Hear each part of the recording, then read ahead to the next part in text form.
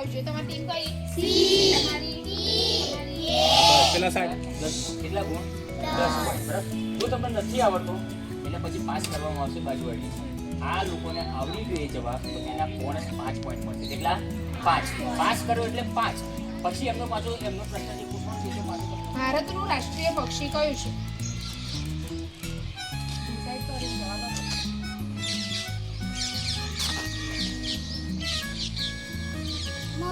Very good. 10 point. અને કેટલા ખૂણા હોય છે?